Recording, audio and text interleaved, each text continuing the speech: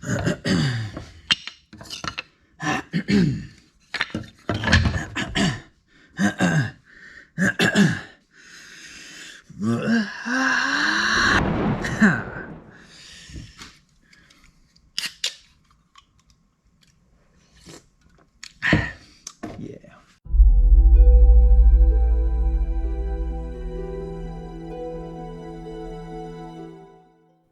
Aloha and welcome to this week's video.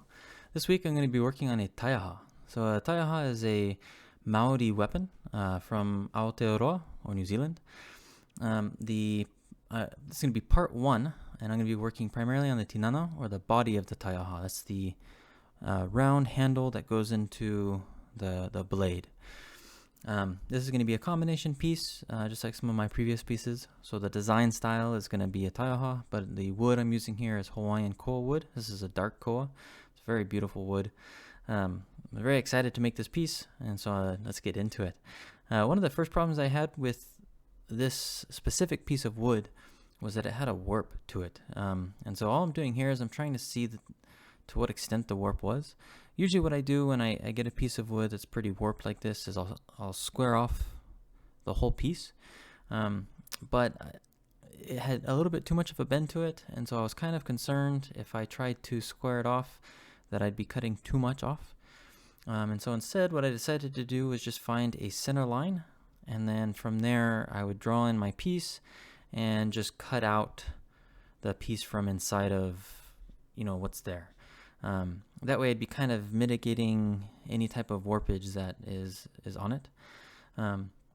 It is still going to be a little bit of a challenge. So one of the concerns I had, and it ended up happening, was the warp on this piece was so large. You can kind of see it from the side here. There's a little bit of a warp on this angle, and then there's a major warp along that angle. So that major warp there is kind of what concerned me. Sometimes what can happen when wood is dried, especially hardwoods, is the wood will dry at different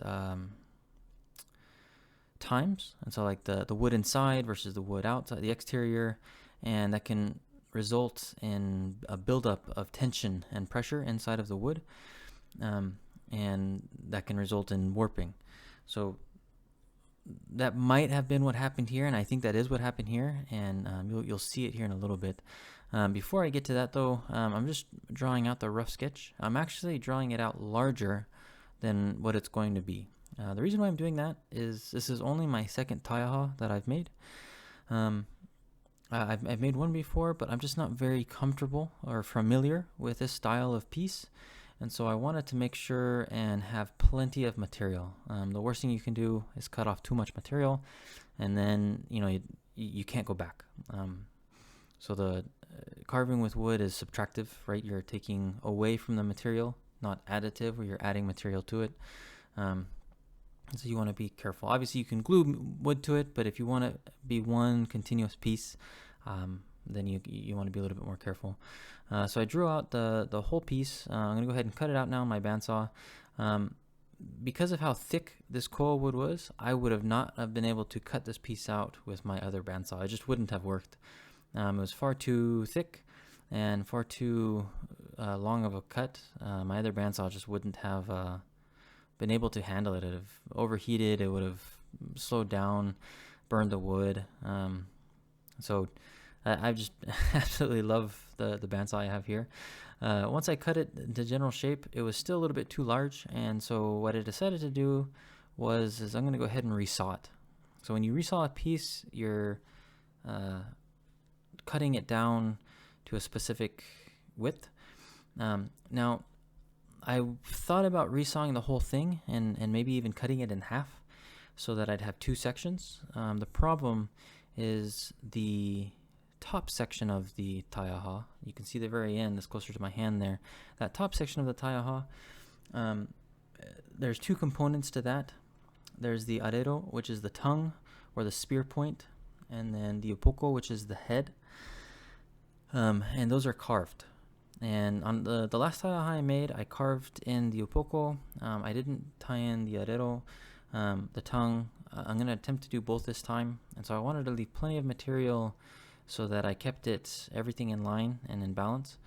And so because of that, I'm going to be resawing just the body, the tinana of the piece. What I did right there is I cut in the section where the bandsaw would be going up to. That way I didn't have to try to cut that little corner edge with the bandsaw. What I ended up doing is I swapped out my other blade with my resaw blade. That's a really thick, I think it's 1 1/4 inch is the blade that I have there. And man, it cut beautifully. I was very pleased with it. One thing you'll notice though is when I resawed that first one, I kind of zoomed past it, didn't really see it, but you can kind of see it on this one here, is the piece that's getting cut off is splitting away. You see how it's splitting away from the main body? That's from tension, internal tension, and so it was still kind of warping, and so I was kind of concerned with that. And so as I got to this piece here, I realized I got a lot of meat to take off, and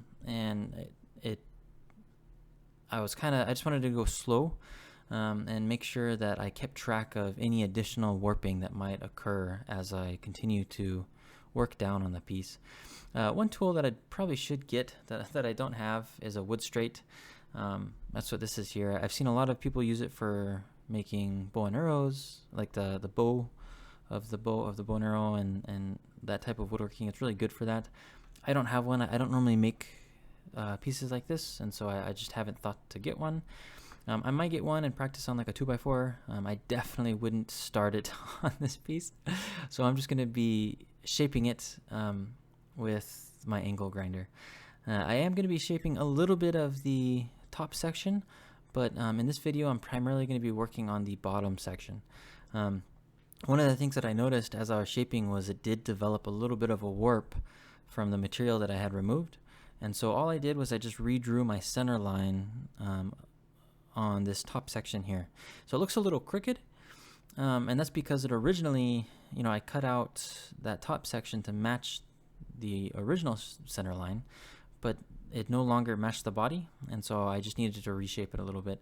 But again, that's also why I left so much material, is I wanted to be able to have plenty of space.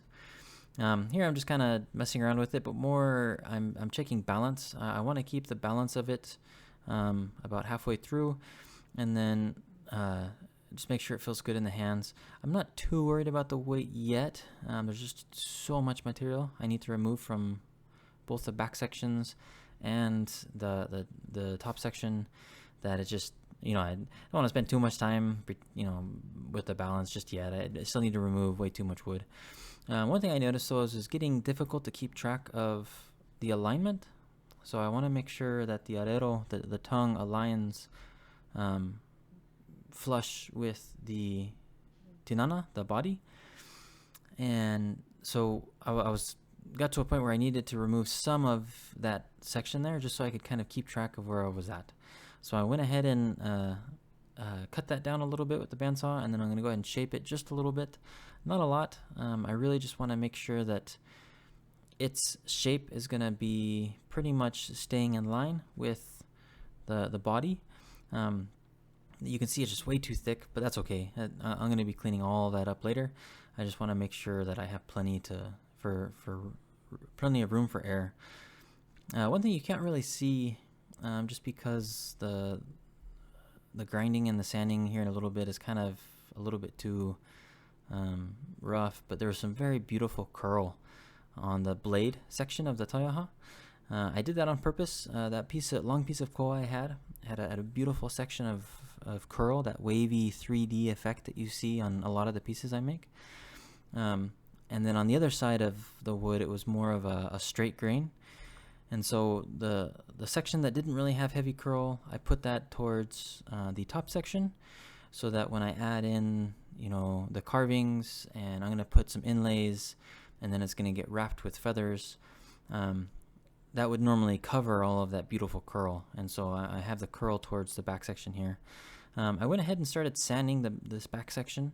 I still have a ton of material to remove, and I think I spent probably a good 4 hours just sanding. I probably could remove some more with the angle grinder. I'm just nervous about gouging at this point in time, because I don't have, even though I still have a lot of material to remove, if I gouge it, I could cause a pretty bad, unrecoverable section where I just can't remove enough to clean it off.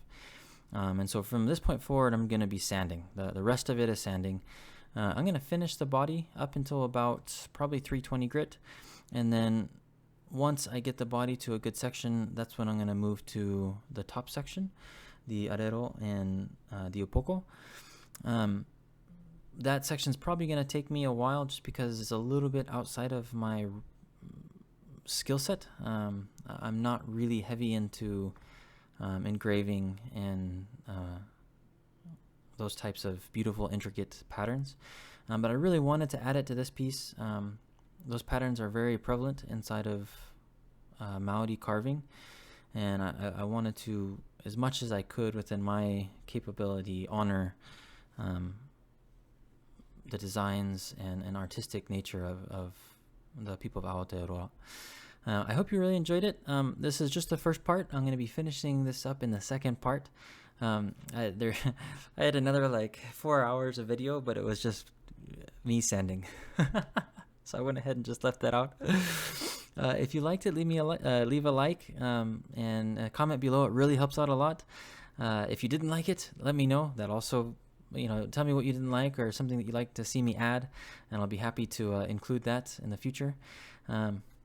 Again, mahalo plenty, and I will see you next time. Aloha.